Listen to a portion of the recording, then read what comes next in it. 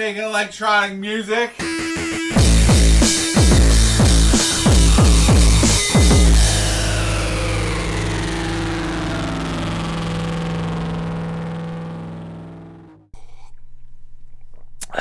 Welcome back to the channel. I haven't been gone. You've been gone. I hate that so much.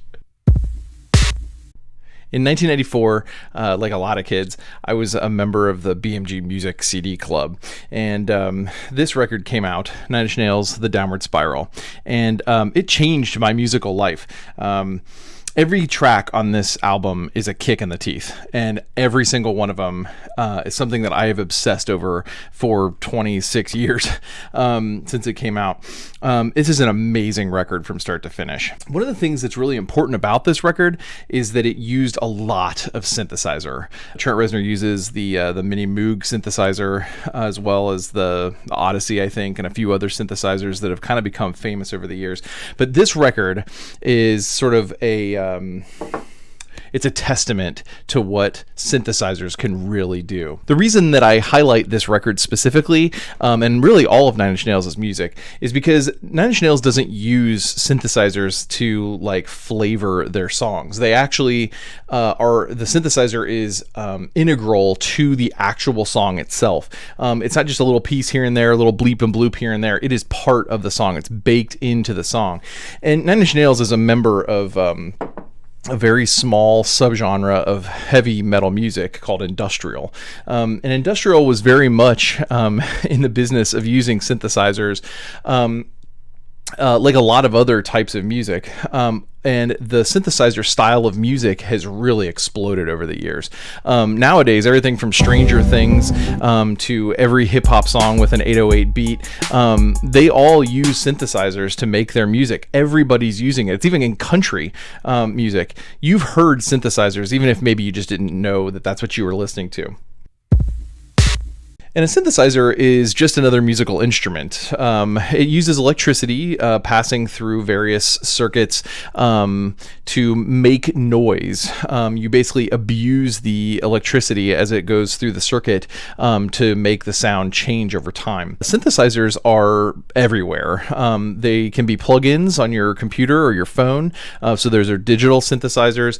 Pianos that are electric pianos are basically just synthesizers. There are even like Android versus iPhone fanboy fights between companies that make synthesizers like Moog versus Buchla.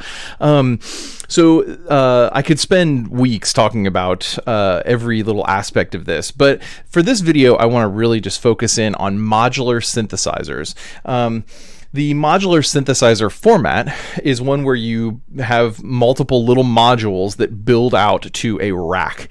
There are a bunch of different formats of modular synthesizers. The most popular one is actually called Euro Rack. But I didn't have thousands of dollars to spend building my own Euro Rack, and I started looking around at other formats, and I found one called Abused Electronics, or AE Modular. Some of the reasons that I really liked AE Modular was that you could make your own modules. You can make your own modules for Eurorack as well. But the ones for AE Modular run on 5 volts, which is basically every electronics project that I work on runs on 5 volts.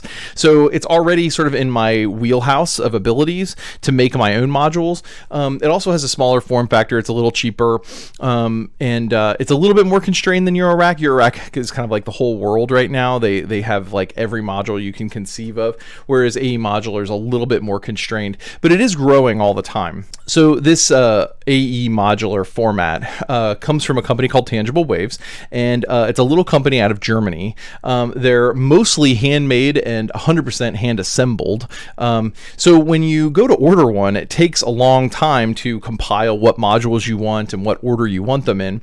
And then you put your order in and you spend all this money on it, and it's gonna be a while. You're gonna wait. These things are like custom made for each customer. I ordered mine in June, and I got mine in September. And during that time, I drove my dad's and my wife absolutely nuts nuts. I was praying to the DHL and USPS gods to bring my modular synthesizer home to me every day of my wait. It was, it felt like an eternity. So what is it? Well, it's a rack that you fill with these little modules. Here's mine. As you can see, I've got quite a few modules. In some cases, the modules can take 2 positions on a rack, but I'm constantly tinkering with this thing. Once your modular is in the rack, you use these little patch wires, which anybody that's ever made a breadboard or used any sort of hobbyist electronics has used before. These little patch wires just go from one module to the next to pass the electricity around from one thing to the next. I am constantly moving my modules around to make things more or less efficient with these patch wires. Most people just kind of get to a place where they know where all the modules that they want to use are, and then they can just kind of leave it alone. I'm definitely still in the position of trying to figure out exactly what I want. I'm still always moving these modules around. So I'm constantly tinkering with this thing, and as I do, hours just disappear. Sometimes I just sit and listen to it drone for an hour. It's amazing the sounds that you can make with this thing. Each module on the board is just a standalone piece of electronics. Some of them are digital, some of them are analog. Most of them consist of a front panel with some headers for the patch cables, a couple knobs to tune, making different settings to make different sounds, and switches and whatnot. Most of them come with cool LEDs that light up. And just kind of makes the modular more fun to play with. But looking at this thing, you start to recognize the level of nerdery that could go into this. Some of the modules in here have multiple inputs and are actual logic gates in them. So there's like OR and AND and XOR, just like you would in programming. Some of them have delays that do sample and hold. So you put a signal in, but that signal doesn't trigger until you put another sample in. Some of them divide beats or use the Fibonacci sequence or the prime number sequence or decimals to trigger different events within the modular itself. This module here is really cool. It actually has 3 trigger outputs that you can manually control. And you can have mapping inputs into the module that add chaos to the trigger itself, and you can trigger all sorts of things from sounds to beats to whatever you want. Most of these are analog modules. This one here is actually a digital module. It's a multi-effects box, and you can tweak which effect you want. They scroll up and down this black screen here, which effect you're using, and they just add all kinds of normal effects that you would expect, like delay and flange and all kinds of, it's, if you're in the guitar world, they're pretty typical effects. But one of the reasons I got that one was because I've played guitar forever, and I really my headspace is in that place, so it made sense to get that one. But each one of these does something completely different, either creating or manipulating or changing or editing the sound somehow to make a cool noise along the signal path. One of the really cool things about AE Modular and modular synthesizers in general is that you can make your own modules, and I plan to do so. If you're using Eurorack, you're a little stuck making some more complicated decisions about your modules. With AE Modular, everything runs on 5 volts, and everything runs sort of in the Arduino-based world of things, so I'm a little bit more comfortable in that space, and that's one of the reasons I picked this synth. You can also buy other modules made by other people. You don't have to stick with the Tangible Waves AE Modular modules. Anything that fits in the format can go. In fact, you can even buy a breakout module that lets you break into other formats using AE. It's really neat, the amount of customizable things that you can do. When you buy a guitar, it has a body and a neck and a head, and you can put strings on it. But when you buy a synthesizer, you build the synthesizer and you can add to it and edit it and change it however you want. It's awesome. Like any other instrument, there's a huge learning curve, and I still suck at it. Here are some of the noises that I've made so far. This is my first patch, everyone. Really awful, but I'm proud of it.